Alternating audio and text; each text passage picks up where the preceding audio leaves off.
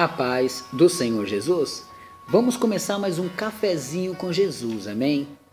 Eu sou o seu pastor Alex, que tem todos os dias trazendo aí uma mensagem de Deus para você, trazendo aí uma palavra para o seu coração, um ensinamento, porque se não se firmarmos na rocha, a gente perece, não é verdade? Por isso que a gente tá aí sempre juntos, né? Estamos juntos para derrubar o gigante. Irmãos, abre a sua Bíblia em Cantares de Salomão, capítulo 6 e verso 3.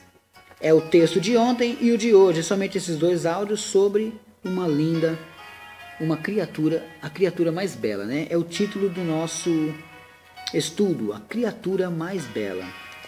Amém? Nós vamos entender algumas coisinhas aqui. O amor de Deus a você, né? Toda a luta que Deus teve que fazer para reconquistar você. Cantares de Salomão, capítulo 6 e verso 3, está escrito assim, ó. Eu sou do meu amado, e o meu amado é meu. Esse versículo é simples, irmãos. Ele diz que ele é do amado e o amado é dele, né? Nós somos de Deus e Deus é de nós. Nós somos do nosso amado e o nosso amado é nosso. Pronto e acabou. Simples assim. E aí eu expliquei para vocês ontem no áudio que Deus nos criou, nos fez a imagem e semelhança dele. Nós aprendemos ontem também que ele nos fez com qualidades dotados de dons já dentro de nós para poder captar certas coisas. Aprendemos bastante, né? Nós vimos ontem que nós somos coroados lá em Salmos 8. Nós vimos também que nós recebemos 4 autoridades de frutificar, multiplicar, sujeitar e dominar, e a gente agora só possui 2. A gente viu também bastante coisa que Deus fez por nós. Nós vimos lá o que o inimigo ele desejava ser semelhante a Deus, e quem é semelhante a Deus somos nós. Nós aprendemos tudo isso ontem, né? Nós vimos até chegar o momento do pecado, até o momento que o inimigo nos enganou. Até o momento que ele conseguiu ludibriar o coração de Eva e Adão, e assim o pecado entrou no mundo. Pois bem, agora eu vou dizer a vocês o seguinte, né?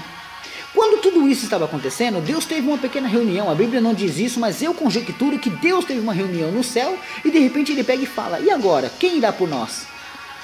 Quem irá por nós? Aí Deus diz isso e ele ama e quer resgatar todos aqueles que ele criou, que é uma bela criatura. Aí Jesus decide: eu vou descer, papai. Eu vou salvar a eles. Sem você opinar se pode ou não pode, se deve ou não deve, Jesus desceu. E ele nasce, e aí ele vem, e o preço para salvar as almas de cada criatura, para salvar você, para salvar a mim, está lá em João 3,16. Porque Deus amou o mundo de tal maneira que ele entregou o seu filho, seu único filho, unigênito. Ele entregou em troca de você, para que todos aqueles que nele crê não pereçam, mas tenham a vida eterna. Assim, nós fomos resgatados nele. O preço era esse, ele tinha que se entregar. E em Romanos 8,3, ele veio em carne. Vamos ver? Vamos ler? Romanos 8,3, Novo Testamento, né? Vamos lá? Romanos capítulo 8, verso 3, está escrito assim: porquanto o que era impossível à lei, visto como estava enferma pela carne, Deus, enviando o seu Filho, em semelhança da carne, do pecado, pelo pecado condenou o pecado da carne. Não entendeu? Eu vou explicar. Ele nasceu na carne que deveria pecar, mas dentro daquela carne ele fez a justificação, salvando-nos e condenando o pecado. Ele usou a própria carne que era para cair no pecado. Ele nasceu dentro de uma carne. Aí ele veio em carne. Mas ele veio vazio. Você poderia dizer: ah, é fácil ser Jesus nessa terra. É muito fácil. Não é não. Filipenses 2,15. Porque talvez você poderia pensar assim, que é fácil porque ele é filho do Deus Altíssimo e veio cheio de poder e glória. Vou te explicar uma coisinha. Filipenses capítulo 2, versos 5 ao 11, está escrito assim, ó. Filipenses capítulo 2, do 5 ao 11, está assim, ó. De sorte que haja em vós o mesmo sentimento que houve também em Cristo Jesus, que sendo em forma de Deus, ele tinha forma de Deus. Não teve por usurpação ser igual a Deus, mas aniquilou-se a si mesmo. Aniquilou-se a si mesmo. Que palavra forte. Tomando a forma de servo. Para pensar, um grande mestre, um grande poderoso, se fazer de servo. Fazendo-se semelhante aos homens e achado na forma de homem, humilhou-se a si mesmo, sendo obediente até a morte. E morte de cruz, não era qualquer morte não. Pelo que também Deus o exaltou soberanamente e lhe deu um nome que é sobre todo nome, para que ao nome de Jesus se dobre todo joelho, e todo joelho dos que estão nos céus e na terra e debaixo da terra, e toda língua confesse que Jesus Cristo é o Senhor, para a glória de seu Pai. Tá vendo? Então ele veio vazio. Ele entrou aqui vazio, ele estava aqui vazio, ele não veio com todo o seu poder, como você poderia imaginar, que aí era fácil ele passar aquelas lutas, mas não. Jesus declarou, lá em Mateus 10:34, que ele veio trazer espada. Além dele vir vazio, ele só trouxe uma ferramenta, a espada. Que é a espada? A palavra de Deus. Ele só veio trazer a palavra. Em João 3,17... ele não veio condenar, mas salvar. Lá diz que ele veio salvar, ele não veio condenar. Em João 10,10, ele veio para dar vida, e vida com abundância. Em Lucas 19,10, ele veio resgatar o que se havia perdido. Tudo isso era a missão dele. Trazer espada, não condenar o mundo, dar vida em abundância e resgatar o que se havia perdido. Era tudo que ele veio fazer. Ainda assim, foi humilhado. Foi chicoteado, tomou tapa, tomou soco, foi perseguido, passou fome. Ele estava com seu propósito. Ele não podia desistir do seu propósito. E com a morte de cruz, ele disse certas palavras. Ele estava se agoniando ali, sentindo dores, tristezas. Mas mesmo assim ele tinha uma missão: resgatar a minha vida e a sua vida. Ele tinha uma missão de nos tirar daqui, nos levar para o Pai.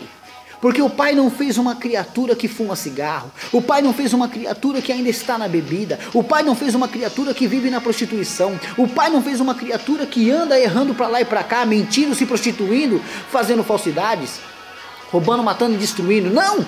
O Pai não fez essa criatura. Mas Ele mandou resgate. Ele mandou resgate para você que ainda está no vício. O nome do resgate é Jesus. Ele mandou resgate para você que está na mentira, na falsidade, na dívida. O nome do resgate é Jesus. E com a morte de cruz que ele estava, ele disse uma palavra: estás consumado. Chegou o momento dele entregar o Espírito a Deus, e aí ele disse: está consumado.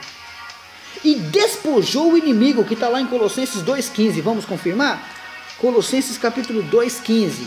Na hora que ele falou aquilo, meus irmãos, na hora que ele disse que ele falou com essa palavra, está consumado, no Colossenses capítulo 2 e verso 15, você vai encontrar assim, ó: e despojando os principados e potestades, os expôs publicamente, e deles triunfou em si mesmo. Tá vendo? Em carne ele estava com as mãos pregadas, mas em espírito, meus irmãos, não. Ele estava livre, ele cumpriu, ele veio buscar e ele cumpriu. E ele disse que estava consumado porque ele foi até o final. E Deus, para comemorar aquilo, a Bíblia não diz dessa maneira, mas eu vou conjecturar também. E Deus, para comemorar, fez trovejar, saia relâmpagos, ele causou terremotos aqui na terra. O véu do templo se rasgou de cima a baixo. Aí de repente começaram a dar as notícias que os sepulcros estavam se abrindo, os santos que estavam mortos começaram a ressuscitar para suas famílias, o sol se escureceu porque a luz de Cristo brilhou, porque o Rei resgatou o que havia perdido. De repente, tudo que estava perdido ele resgatou, tudo que estava abandonado ele resgatou. E aí sim, a criatura que estava perdida ele resgatou. Aí Deus diz lá em Isaías 45:15, ainda que uma mãe se esqueça de seu filho, todavia eu não me esquecerei de ti. Amém? Essa é uma criatura, essa é uma pequena história de quando Jesus veio do céu para resgatar você, porque Deus não fez uma criatura para perder, Ele fez uma criatura para vencer. Amém? Que o Espírito Santo de Deus possa falar cada vez mais ao seu coração,